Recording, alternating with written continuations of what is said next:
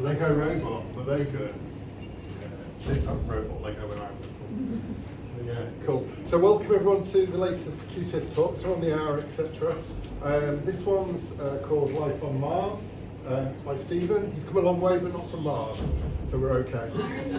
So, with no further ado, I'll hand over to Stephen and have a good afternoon.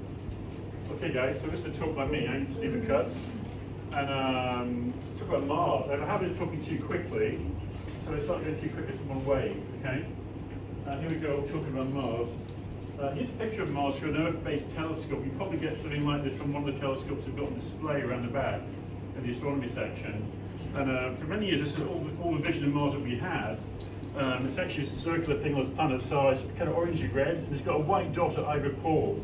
The Romans thought that Mars was a god of war, and he rode into battle with a chariot with two horses pulling him called Phobos and Deimos. He's always covered in blood, he's killing so many people with his sword. And they saw that Mars was red even with the naked eye. This is the idea they got that Mars was a red planet. In the early 1950s, in an early episode in black and white of The Sky at Night with Patrick Murray, those who are older generation in the audience may remember Patrick Murray. Patrick went on record as saying, through a telescope Mars is red, and through the seasons you see bits of it go green in the middle because of like life forms, fern and moss growing on Mars, primitive green stuff that varies with the seasons. This was nonsense, there was no greenery there ever. It's amazing what you can see through a simple telescope. What happened then was our entire vision of Mars was changed radically. In the 1960s, the first spaceships that went out there, and we had to rewrite our vision of it. Here's a picture of two guys here on Earth. Who are these guys? Anyone recognize them? This is Edmund Hillary and Sherpa Tenzing, who were the two guys who were credited with being the first to climb Mount Everest in the 1950s, yeah? And they got to the top of Mount Everest, and if you look at them here, you've got an oxygen cylinder in this rucksack, and he's wearing kind of fighter pilot's oxygen mask.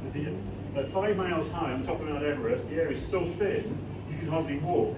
So they took oxygen with them, yet teams of men leaving oxygen cylinders at various stations at different altitudes, so the next guy could pick it up and get to the very, very top. Now, if you've got 25,000 pounds and you're reasonably fit today, you can climb Mount Everest without oxygen. This is a psychological barrier, okay? About 300 people a day climb Mount Everest. It's like a queue up there, just to say done it. But at that time, they thought we needed oxygen. Now, they thought that the atmosphere on Mars at that time was similar to the top of Mount Everest. And there was lots of science fiction novels saying, pass me that oxygen mask from that fighter pilot back on Earth and some woolen gloves. I'm just going outside to collect some rock samples, okay? In fact, you'd be dead as soon as you open the door. It's almost a vacuum on Mars. The air on Mars is about 1% of the Earth's density. Here's another thing from the 1950s. This is a book by Arthur C. Clarke, which I bought for 75 pence on the Isle of Wight on holiday when I was 11. Okay, this is a book about exploring Mars. Some people think that there's only one romantic book ever been written. This is Romeo and Juliet. That all romances since then are rewrites of Romeo and Juliet. It's maybe an exaggeration. There's got some truth in it. You could certainly say that all the books about Mars, including my own, which I'll try to plug later, are basically rewrites of Arthur C. Clarke's The Sands of Mars.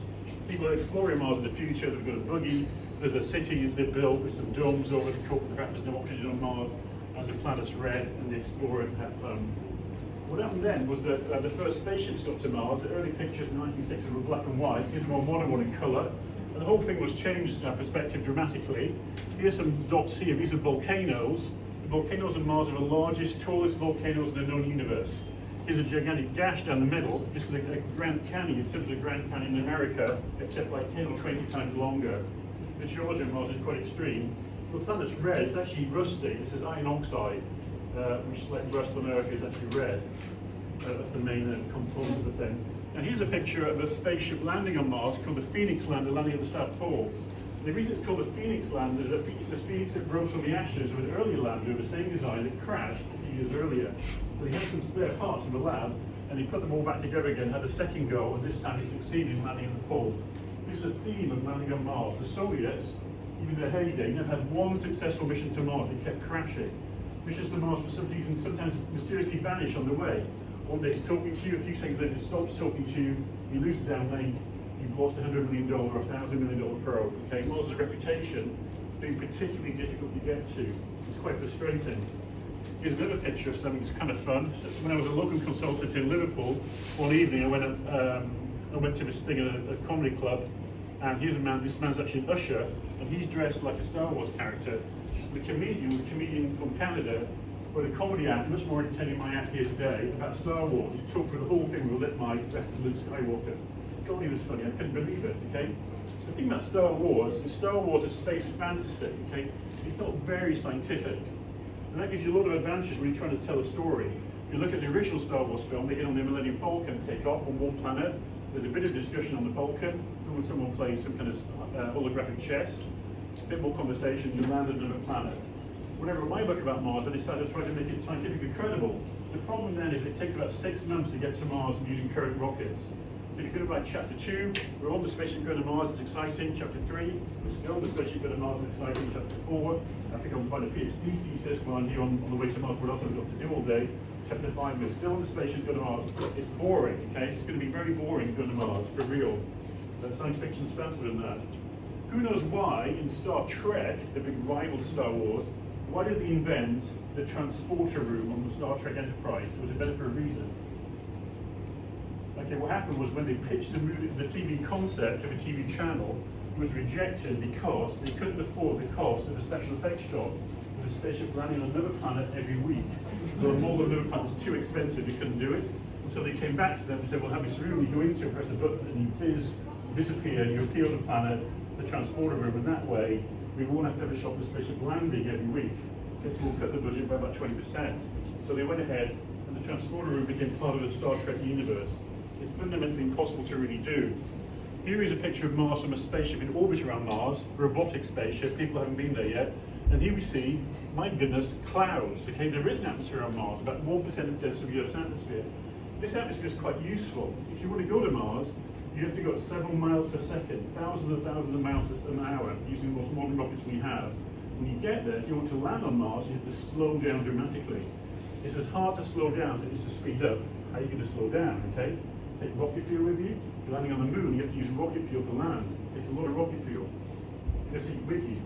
Okay, but Mars, what we can do is enter the atmosphere with a heat shield and rub against the atmosphere at high speed. And the friction against the atmosphere will slow you down, bring you down. You open open parachutes, which work a bit in the atmosphere of Mars, and then you finally come to a nice resting place on the surface of a planet. It's quite convenient. 1% of atmosphere is more useful than you might think.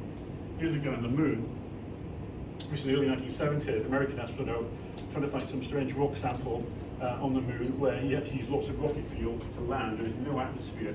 And this is similar to the spacesuit you'd have to wear on Mars. People are designing more modern suits that are less bulky. You'd have to wear a full pressure suit, okay? The top of Mount Everest outfit isn't going to work on Mars, okay? In the distance, you can see some interesting hills. And these hills remind me personally of the slag heaps we had in Barnsley, back in there after Scargo, when it was all coal mining. And the kind of smooth, gentle hills. But if you look at the pictures of the moon which science fiction writers or science fiction artists conjured up in the 1950s, when we were talking about the possibility of going to the moon, which we then did in 1969, a lot of the moon's hills were stalactites, spiky things. And the reason, for all that reason, was that there's no water on the moon, there's no wind, there's no rivers, there's no erosion of the surface. Here on Earth, the mountains have been smoothed out by the elements, yeah? Plus, if you want to build a mountain, if you try and make a mountain on a beach with a bucket of shovel as a kid, as you put the dry sand onto the hill you're trying to make, it dribbles down again with gravity, yeah? But if you have a very low gravity environment like the moon, which is 1/6 of our gravity, it's relatively easy to make a spiky mountain that goes up. Therefore, the mountains on the moon will be spiky and tall, right? Wrong, they turned out to be much more gentle slopes than expected. So it wasn't fully anticipated and still isn't fully explained. Science is like that, you get surprised. Here's a picture of another heavenly body, not the Earth, not the moon, Mars, taken by a rover that landed on Mars, drove around and found some small sand dunes, okay? Sand dunes, how's that happening? The wind on Mars is blowing the dust, creating sand dunes, okay? The prevailing wind direction is going left to right. It moves the grains of sand, they form little barriers, and the grains beyond the barrier are protected by the sand dune, okay? How could that happen with 1% of the Earth's atmosphere? Well, this has had hundreds of thousands, not millions of years to build up, okay? No one's ever been there to walk on it, make a mess of it. And one grain of sand is 38% of the Earth's gravity on Mars. It's easier to move than it is here, okay? You can shift it more easily. It's not being held down by gravity quite as much as it would be here. So over time, the surface of Mars is, to a certain extent, like the Earth, an amalgam of geological phenomena and the elements, like wind, not necessarily rain, but certainly wind. Here's a picture of the Grand Canyon on Mars, seen from orbit, high altitude picture, and this is fog, this is mist, frozen carbon dioxide, but some water vapor that's frozen in the early hours of the morning when the temperatures and the pressure is just right. You actually get mist on Mars in certain locations. That's a more Earth-like environment we sometimes imagine. And here's a picture of the first American probe to land on Mars, which is a Viking. They'd been beaten to it by the Russians, but the Russian one in the early 70s hit the planet, probably in a sandstorm, we aren't sure. The parachute was caught in a very powerful wind. It hit it obliquely, and it only transmitted for 120 seconds. So the Soviets incredibly do have a title, the first country to land something on Mars. They had one photograph, which is a little bird that came back and then shut down. Americans did much better with Viking, landed in 1976, very successfully. This is the Titan III rocket with 3 stages, huge great big thing, eventually landing a probe on Mars. It looks like this. This is Viking lander. Who's this bloke here next to it, the orange jacket? There's Carl Sagan, yeah? You remember him? My only man left, old enough to remember Carl Sagan. The 2 of us, right, okay, right. Old Carl sadly died from some obscure blood disease a few years back now. But Carl was an unusual astronomer. Quite a lot of astronomers, they're quite dodgy characters, strange facial hair, lack of dress sense. They often live on tall mountains where they have observatories above clouds, and no social skills, all men. And it's hard to imagine how much he must have been resented by all the other astronomers when he himself became a multi-millionaire TV personality rather than the penniless astronomer doing out of love. Carl was once refused tenure at Yale University for pandering to the worst kinds of popular science nonsense. He actually talked here at this event, he only mentioned that. Another reason not to appoint him. He eventually got a place another university, did pretty well, he worked with NASA, and he became a science popularizer, popularizing it even more profoundly than I am here today. Here's a picture of Viking on the surface. The sky on Mars is actually pink because the suspended dust particles, which are iron oxide rust, yeah, makes them look pink. And the surface of Mars here, what season is this? Kind of winter, yeah? This is frost, early morning frost on Mars. There are 4 seasons on Mars. The year is about double our year. The day is about 23.5 hours. It's a more similar Earth-like environment than some planets. In fact, here is a picture on the planet Earth. I checked myself at Imperial College, where I actually read physics. And in the first week of the Imperial College, we had some social event. We met some professors and had some cheese and wine thing. The time was baffled as to why cheese and wine went together, but there you go. That was my introduction to adult life. And I talked to a guy who was an astronomer about my interest in space stuff like this. And then he said, I see you're obviously interested in space stuff. And then he said, I'm not so keen on these Americans. Those dastardly Americans have taken a perfectly good subject like astronomy and turned it into a laboratory science. Damn them. Didn't like Carl Sagan or NASA. They're a bit cruel, really. And here's a picture of a dastardly American on the moon. And he just landed in his lunar module, which is the second Apollo landing on the moon.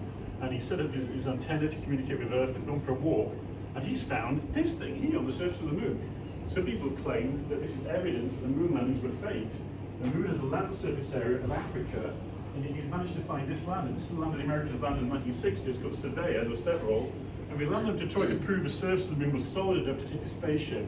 There was a lot of worry the dust would be very thick, like quicksand. You would land and just sink in like quicksand and never be heard from again. So we landed some surveyors and took pictures, a bit like an early version of Viking on Mars, to show it was safe.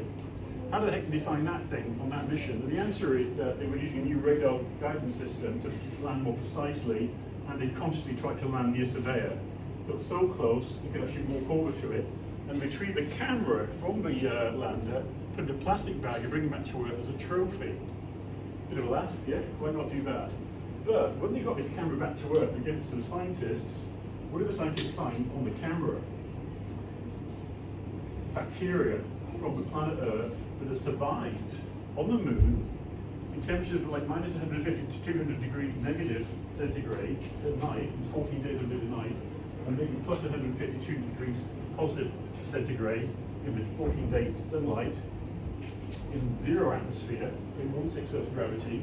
Some of the bacteria had survived. It's a big worry for probes to send to space because transmitting bacteria to other planets, and we may colonize them with Earth-based bacteria. No matter how much you clean the thing down, there'll always be some bacteria left behind, yeah? Here's another picture of Mars from our modern, here's some volcanoes. Here's a nice one coming up. This is a volcano called Mons Olympus. We're now going into territory called geology, which is my weakest area of knowledge about science. What do I know about geology? Practically nothing except, but on Mars, we have very, very big volcanoes. And why are volcanoes so big? Because with lower gravity than the Earth, 38% of our gravity, you can have the bigger mountains. It's not going to be pulled down by gravity.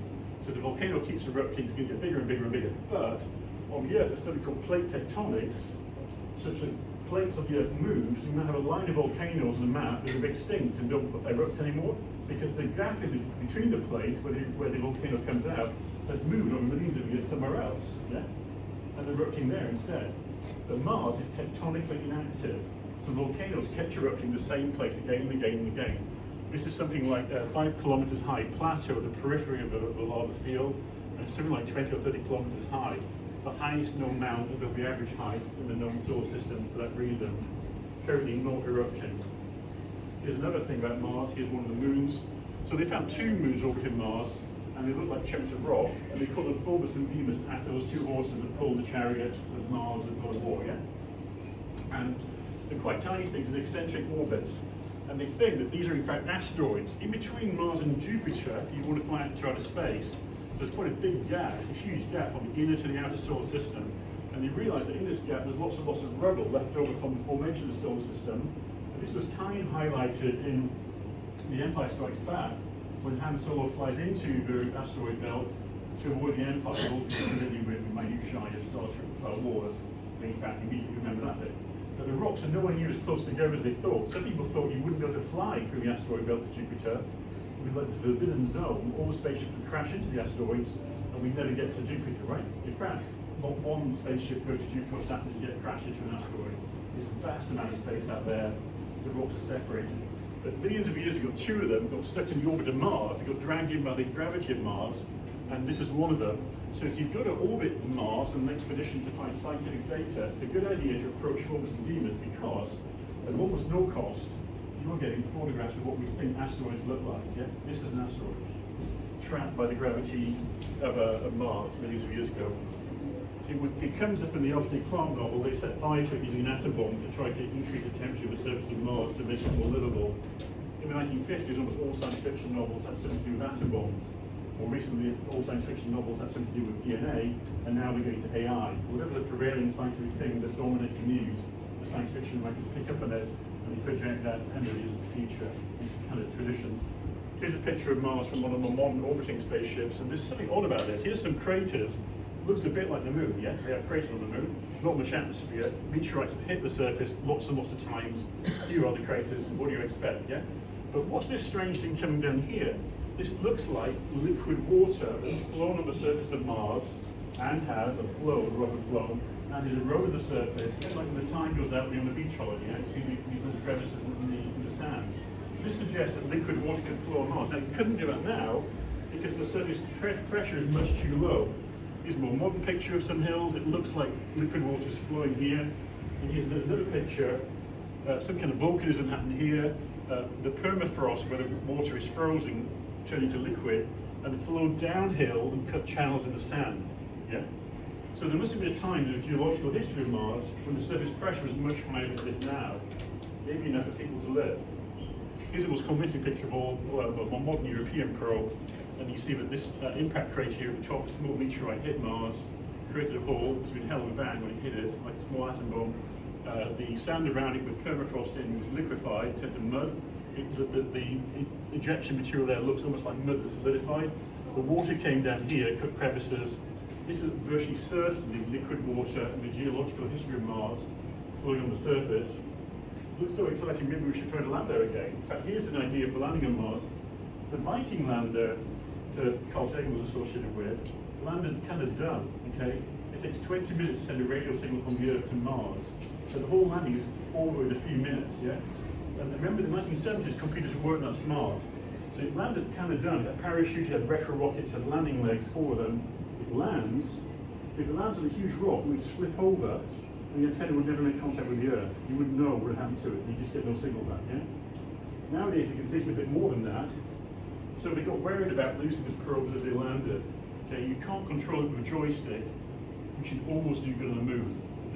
The radio signal delay to the moon is 1/3 of 1 second, so it's the speed of light. But to Mars, it's maybe half an hour. Yeah. Here's another idea. You land with parachutes, you decelerate. You've already had a heat shield. But at the last minute, you fire retro rockets to slow down a bit more. and then this cable has got attached to it, a probe, surrounded by airbags, similar to the airbags in the steering wheel of a modern car. They inflate rapidly using compressed air, we hope, okay? And they form a sort of triangle. Here's a triangle. It's released by the rope at the last minute, hits the surface like a beach ball and bounces around. So if this thing lands on a large rock or boulder, it will simply roll off it, yeah? Keep rolling until it finds some flat ground. The spaceship's protected by the airbags. The airbags deflate in a predetermined sequence, such that whichever way up the pyramid of airbags lands, when it finally flips over, it'll be the correct way up. Here's a landing pad that the rover is on, and the rover drives off, turns around to take a picture of so. So now we have a rover on the surface of Mars with wheels, hopefully safely delivered, that signals back to us, okay, saying I'm on Mars. And this rover is powered by the sun, and these are the solar panels here for electrical power. Here are the wheels, the camera's quite high up. It has some autonomy, and these rovers do very well. Solar power, the problem is that, the problem with solar power here on Earth, you can only go 50 meters a day of driving using solar power using this system. And realistically, most days it was less than that. Yeah? Having said that, over 10 days you can 500 meters, compared to Viking, which is landing in one place, you can only see what's immediately around you. This is a huge advantage. Yeah? Some of these programs 7 kilometers, and the plan was to operate for 3 months, or maybe 4. Why after 3 or 4 months would this thing shut down and stop working? What's going to go wrong, you think? It's a rock. Could be, or atmospheric a dust. meteor crashes on it. That would certainly finish it. Atmospheric dust lands on the solar panels, covers it with dust more and more and more. There isn't a windscreen wiper on it, I'm not quite sure why. And therefore, the electrical output from the solar panels stops. Therefore, this mission can't go on much more than 3 or 4 months. In fact, it lasted several years. Why did that happen? How did it manage to last much, much longer than we expected? Well, we think we know what happened there. Coming up in a minute. We're in several kilometers. You can see the, we know it's dark in this room, there's some places like electric, we've got the window over there, but you can see the tracks of the tyres, yeah? We're in several kilometers, explored all kinds of interesting things. He's got some gadget that comes out, you can sort of smell things. Here's a rock he's had a smell of, actually fired radioactive particles in it, and some bounce off to tell you what they are. There's another innovation that came in the more modern probes. It's actually a sort of massive magnifying glass called microscope, and it's taking a picture of the dust on Mars. If you look at these dust particles here, or the sand particles, some of them are quite spherical. Now, there are very few processes in geology which will create a spherical rock. One of them is been exposed to liquid water for centuries. Yeah? So this led to some people arguing this is evidence that this was a dried up lake. The centuries ago, a lot of water on Mars was speculated like the water surface covered in water. And the surface rocks were affected by that, and this is a legacy, okay? It's controversial. There was a professor of physics once in the audience when I gave his talk, who actually was actually at my university, he's actually retired now. He started shaking his head, and I felt a bit embarrassed. But I said, well, it's not me, mate, that's what they think of NASA. And he sort of calmed down a bit. Here's a picture of one of the rovers. You can just see bits of the superstructure of the rover. This is tracks. It's gone many kilometers. These were hugely successful rovers. Here's a picture from one at night as the sun sets, a remarkably Earth-like picture of Mars. Makes the whole thing feel a lot more feasible or Earth-like than maybe we would sometimes imagine. Yeah. Now here's something which wasn't anticipated. These are small circular wind patterns called dust devils, similar to the kind of small tornadoes you get in America. That was a movie called Twister, which is a bit of a bonkers movie, some of you may have seen. People in America looking for these twisting wind things in the Midwest, yeah? But the bonkers spell to drive around trying to avoid being swept away by the wind. You've got just enough time to photograph it. What happens is that there's a prevailing wind direction in one direction on the planet. The sunlight hits the surface heats up. There's a vertical convection current from the desert. The two intertwine, and you get high energy twisting wind patterns. And they think that some of these twisters swept over the landers and cleaned the solar panels, thus extending the mission to several years or for several months. Maybe the atmosphere is more useful than we think. A number of engineering groups have proposed aircraft that would fly through the atmosphere of Mars. These would be a bit more like a hang glider than a 747. Also be a little bit like a butterfly in a chrysalis that suddenly bursts out and expands. Yeah, you have to fly through space, folded up, come through the atmosphere with a heat shield, initially parachute, let go of it in mid-air before you hit the surface, and fold the wings and start flying. Yeah. And if it goes wrong in that very short interval of time, you're going to crash. You've had it, right? So here's one a design that would fly over the surface. Here's one with a small propeller, would be solar powered. It could fly for several days or weeks, maybe at a very low altitude. You can now, with one probe, take really high resolution pictures of maybe these amazing canyon, some interesting rocks, go to one of the volcanoes, fly around that for a while. You get really almost like this drone footage we get on a lot of modern TV stuff, yeah? That's been proposed several times. I was skeptical, they never actually flew one, and I didn't think it would work. And then somebody that actually did it. Let's see if we can get this to work.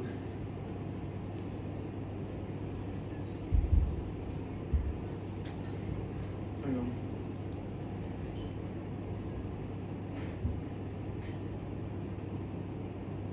This is not great. Look at this. Okay, here is the drone on Mars. Okay, see the propeller? NASA actually flew a drone in one of the more recent missions, which has landed with the main lander with a buggy with wheels on, and deployed a drone. It's got solar panels on the side. It takes a few days to recharge the battery with solar power. It takes off and it flies. Now, some in the audience, when I gave this talk about 18 months ago in Norwich, said to me, I don't believe it can really work. And I was skeptical when I heard that. I didn't see how it could work, actually. I think the first of all it just does, they did test it in a pressure chamber back on Earth, but they took out all of 1% of the air, yeah? So the other thing is that to take off, you have to have a propeller thing that is creating force to bring you up more than the gravity. The gravity is only 38% of the Earth. Because there's less gravity, there's less air resistance. They spin the propellers twice as fast as the ones on the drones you get here on Earth, and at a very lightweight material, and it did fly. Okay, and it flew off and ahead of a rover and said, it's safe to go down this direction. You're not going to fall off a cliff. And it's more of a technology demonstrator, but it did very well. So here are 3 rovers that have been to Mars. This is the first one that landed in 1997. It was a bigger one with solar panels, and the more modern ones actually have nuclear power on board. They have a radioisotope nuclear reactor, and what that means is that you get far more electrical power, and you can drive faster and further in one mission. So rather than say 50 meters a day, you can go several hundred meters a day. Yeah? It's just the next level up, and they do very well. They also landed a new way, which I have a video of at the very end. Here's a picture of just after one had landed. One of the cameras that looks at the wheels deliberately to make sure they haven't crashed into any strange rocks. And here's another picture, actually, we're digressing, but it's a different lander that landed near the North Pole. And the big confusing thing about Mars is what's happened to all the water. We think the water was there historically, where's it gone, yeah? So this is the sort of trowel that came out of water and scraped the surface, and underneath we see permafrost, okay, ice, frozen carbon dioxide, but also some frozen water. They're kind of obsessed with water in space science. Why is that? Well, that's coming up in a minute, actually. Here's a picture of another book by Officer Clark, which I read as a sixth form called 2010 Odyssey 2, which was like a book that followed up from the 2001 Odyssey famous movie.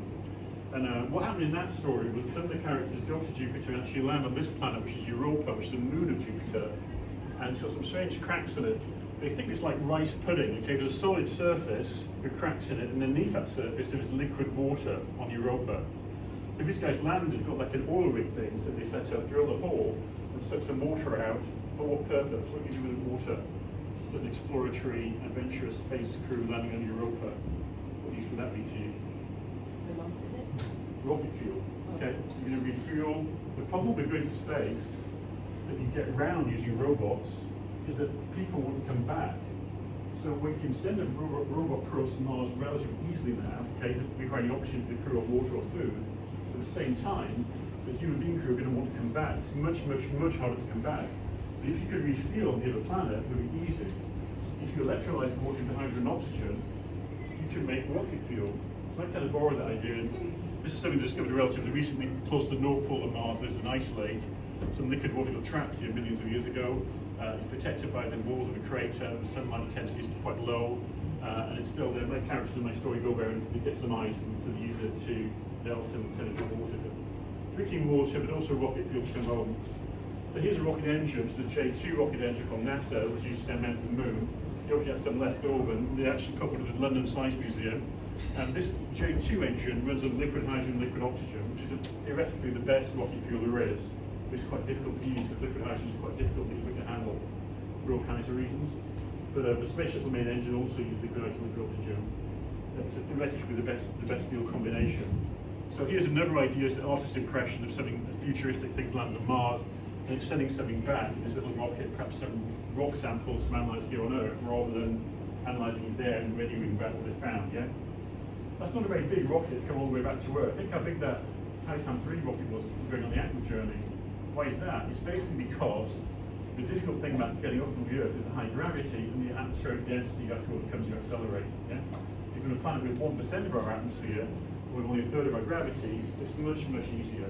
Okay? Coming back is easier, as it was coming back from the moon. However, if you can't make it all the way there, you haven't got enough money yet to fund your expedition to Mars, why not find a rock here on Earth, which they think is from Mars? This is the rock found at the South Pole in Antarctic by some geologists, and they analysed it and decided it was a meteorite from Mars. Now, I was skeptical. How the heck did he tell that? And I said that talk I gave this talk in Lincolnshire once at an astronomy society, and unfortunately some bright spot in the audience knew the answer. And the answer is the small gas particles trapped in little holes inside the meteorite that they analysed, and this is the signature of Mars. What they then said was, through an electron microscope at the surface of the rock, they saw strange structures, and they started to speculate these were bacteria from Mars, was fossilised. And they had a huge press conference, showed this to the press, and they said, this is evidence there was life on Mars. We must go to Mars and find out more about it. Sometimes they're skeptical. There are other explanations why you might have snail-like structures on the surface of a rock other than a fossilised bacteria. But what if we sent people to Mars in the future, as we've already sent people to the moon, and we're currently planning to send people back to the moon in the next few years. They're actually building rockets to do it now and training a crew. We've got some astronauts that are training to go there now. Could we do that? It's been talked about for many, many years. It's kind of bizarre and frustrating we haven't done it. People are looking at it now. Elon Musk is quite into it. These are one of the many engineering studies that were done about how to do it. And the thing they're really into these days is bouncy castles on other planets. Here's a bouncy castle made of Kevlar, which is material used for bulletproof vests. Okay? Bouncy castles in outer space are all the rage. The next space station around the Earth will probably be an inflatable space station made of bulletproof vest material that you inflate. Yeah? It's a huge internal volume for the astronauts to live in because it's quite cramped in spaceships. You get depressed in it. So here we're getting towards the end of the talk now. Here's a talk. Here's a picture I took myself, which is unusual for a talk about Mars. Here's the American government, when I got into this as a kid, I've been reading about it all my life. One of the things you almost learn about by accident is politics, okay? A lot of books about outer space, there's often a political speech at the end, which was, when I was young, I just read it and believed it. And you start to see echoes of that in everything. Whenever anyone writes an article in The Guardian asking for more money for education, for the roads, overseas aid, for the military, they've always got that manipulative, why isn't the damn taxpayer giving you more money kind of thing. But a passionate person can't see that not everybody wants to pay taxes. But there is a lot you can learn about it. It's been estimated that if one young person in America who's perhaps particularly clever, almost as clever as me even, goes to university and studies STEM, in elite university, and works in industry in America, in their career they will contribute $15 million to the American economy. Okay, so if you had 1,000 people who do that, you create $15 billion for the American economy. One of the problems is encouraging people to do this. All kinds of people are encouraging STEM studies, okay? It's not unreasonable to suggest that in the United States, 50,000 people a year will be encouraged to do STEM because of the huge cultural influence of space travel and exploration in the American psyche. It has a role that goes far beyond some of the other issues that seem to be at stake, in fostering belief in the future and the positivity which at times I think was lacking in our own society. In effect, you're arguing that it's this kind of self-sustaining, that this space exploration thing is such an emotive thing that it's actually creating wealth within the country. It's controversial. Here's a guy who might disagree with you, I didn't ask him. Here's the guy in that street that Julia Roberts walks down at the beginning of Pretty Woman when she's hard at work. And this guy here is cleaning the stars, the movie stars. I've been on the street, it's extremely one of the least attractive tourist destinations on the planet I've ever been to. It's quite crude. Anyway, he's cleaning the star with the name of a famous movie star, and he's got a crutch. And the reason he has a crutch is he's actually one-legged, and it's okay because he can work on his knees. America's not that great as sending people on sick pay like we are, or employment benefits. You really are on your own in America. But never mind, he's got a job doing that. What the hell is he doing here in a lecture about exploring outer space? In fact, this man is far more important than he initially seems. This man is a taxpayer, okay? And it may be extremely difficult to explain to this man why we should take even more of his money off him as fast as he earns in taxes to fund some damn fool idealistic crusade to Mars. But you then start to see why people like Carl Sagan, in fact, well, Yale couldn't see it, were actually far more important than initially seen, because being a kind of communicator between the world of sometimes remote scientists and engineers who are obsessed with their own work and the general public, in a scenario where you have to obtain funding to do anything, in fact, he was playing a very important role that many people often forget. There's another picture of a kind of imaginary wooden ship, sailing ship. There was an era before our own when people went around the world exploring other countries with sailing ships. The very first man to explore the world and go all the way around it was a guy called Vasco da Gama, who was Portuguese, right? He was we don't know much about him, he wasn't British, so we cannot talk about him, but Vasco da Gama.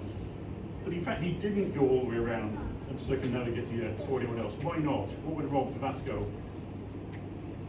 He died, okay? Before he got back, he died. The first officer brought the ship back to port, having circumnavigated the world. More than half the crew were dead. This is quite common in wooden sailing ships days. You don't set off enthusiastic, but so years later you come back, having lived on a ship, a little bigger than this room, for a year or more, and half of them will be dead. You want to go to a planet and explore the space, people are going to die, okay? It's not going to be easy. Things that happen to the Challenger and Columbia space shuttles will become normal. Okay, I think not everybody's grasped that. It's extremely high risk to explore space. We're learning about how to live in space. This is the guy at the International Space Station. It's an extraordinary achievement. He hasn't achieved the same public popularity as, say, the Apollo landings in the early 70s. It's certainly brought like science fiction into reality. Here's an almost industrial scale picture of the International Space Station where some guys are actually repairing it. Here's another picture, a similar thing, gives you some idea of the scale. These guys are trying to live in zero gravity. Some of them are staying there for more than a year. Okay, we get into all kinds of biological problems. I'm going to talk about at 3 o'clock, my other talk, about the medical implications of space flight. He's trying to get around the fact he's got no gravity, and his muscles, his bones are wasting, by using an elastic band to tie him to his treadmill. He has to do this for over an hour every day, a few exercises, yeah? Not everybody likes to go to the gym, but you're kind of compelled to do it if you're the ISS. Here's the sun, the important star in the sky. Here's a solar flare on the side of it. Here's another close-up using modern equipment. The sun is ejecting radiation all the time, and a lot of that radiation is protected from us by the atmosphere and by a magnetic field around the Earth, okay? And if you go beyond low Earth orbit, outside the magnetic field, the radiation dose soars massively. And over a protracted period of time, you're in real trouble. Even in low Earth orbit, the radiation dose is alarmingly high.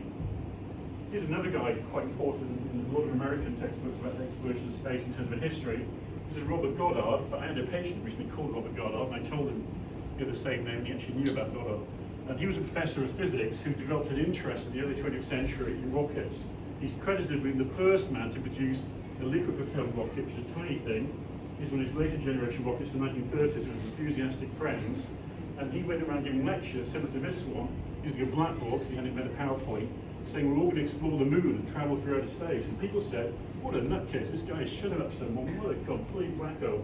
But in fact, he was right. Had he lived a longer life expectancy than he did, he might even have seen the first landing on the moon as an old man, but he died tragically young. He did a speech by Goddard, and usually for a professor of physics was also quite eloquent. Who is to say what is impossible? For the dream of yesterday is the hope of today, and the reality of tomorrow, okay? So it seems like a dream yesterday becomes like a realistic thing today, and then in the near future becomes true. And I think he was trying to say something defiant to his critics who thought traveling to the moon was a fantasy, stupid idea that couldn't really be done. In fact, he then makes it a reality. When I grew up in South Yorkshire, there was a guy in our local town, about a mile from my parents' house, called Barry Hines. He was a novelist. He's the only guy within 100 miles, as I thought. He was famous. All the famous people in Britain live in London. And Baz wrote all kinds of books about local life in the coal mining communities. One of the things that's interesting about all Barry Hines' novels, we ought to read it with care as a compulsory reading at school, is that nowhere in the Barry Hines novels do any of the characters ever say, who's to say it was impossible, for the dream of yes is the hope of today, and the reality of tomorrow. For Barry Hines characters, everything is impossible. No one can do anything. Okay? There's a kind of positivity in American popularizations that you lack sometimes in Britain. Here's a wooden cabin, this is Mission Control for Robert Goddard. Think about the pictures of Mission Control in 1969, okay? The gap between this picture in 1969 is only about 30 years. What an amazingly rapid progress they made in that time interval. Where have we come in the last 50 years since then? Not that far. A couple of ideas, the solar sail, this is the plasma drive. And what I'm trying to say with this, these are new forms of propulsion that take us from the Earth to Mars. If you can get to Mars in 6 weeks rather than 6 months, the challenge will be much, much easier, okay? People are looking at just dramatically reducing the journey times. Here's some guys in the ISS. Who are these guys who actually go to ISS? They're different from the Apollo astronauts, okay? These guys do postdoctoral research in science and engineering. They're usually elite people. They could get jobs at Oxford or Cambridge or San Francisco University, have a good tenure position, a good salary, play tennis at the weekends, things like this. Why would they want to lock themselves into a prison or on making for 18 months to go to Mars and back? Okay, it's a different physical and psychological challenge to go to Mars than it is to go to low Earth orbit or the Moon on the Apollo missions. Here's a last bit one slide. We move over around. Here's the Earth as if it was next to Mars. Okay, Mars is smaller than the Earth, but 3/4 of the Earth is covered in water. So the land surface of Mars is about the same as the Earth. Okay, it's the only planet in the solar system apart from the Earth we could potentially, if you imagine it, fantasize a bit, you could live on. Okay, Venus is almost the same size as the Earth. It's very, very hot. The surface temperature is so high it would melt lead if lead exists on the surface. The atmospheric pressure is so high, the same as the bottom of the Pacific Ocean. You have to live in a submarine to stop yourself being crushed by the atmosphere. One day on Venus is longer than a year. It spins about once every 7 months, and a year is something like every 5 months. It's easy to imagine how we can increase the angular momentum of Venus as to how we could increase the gravity of Mars. The big problem with Mars, at 38% of the Earth's gravity, we can't easily increase it. There's no way around that. Could we live on Mars at 38% of Earth's gravity? Could you have a colony on Mars where people live in large numbers and multiply and have children, grandparents? Here's a picture of my day job of a small child, pelvic X-ray, and if you look at this picture, there's an angle that this neck of his femur is meant to be relative to shaft. It's actually 135 degrees. But this child's angle is much, much too vertical. And the reason is this child has fallen involvement cerebral palsy, cannot walk, stuck in a wheelchair. So the DNA in this kid designs a skeleton, but there's an expectation that at about 18 months you'll start to walk. With gravity acting on your body, this will bend down to 135, yeah? It's the combination of genetics and the gravity. If you don't walk, the skeleton is skewed in shape. Okay, the whole thing is rigged to assume you'll be brought up as a child that you're going to adult life on the surface of this planet. And if you try to live on another planet with a completely different gravitational pull, are we going to be able to do it? Or is it just a fantasy to say we could actually have another colony or another world on Mars, as Elon Musk suggests? And that is still unknown. And here's a final slide. Actually, it's the last bit one. Plugging my book. You're all welcome to order it on Amazon. There's a book about Mars I wrote about 10 years ago. Never really sold very well. But I kind of liked it. So I think we get into the questions time. And I thought, what can we do the questions if we play this video, which is in place. A recent video actually from one of the most recent lander on Mars. Is a parachute opening. Parachute opens, it's decelerating, and it takes 2 or 3 minutes to hit the surface, which we'll see in a minute. Any questions? Want to watch the video? Actually, here's a question.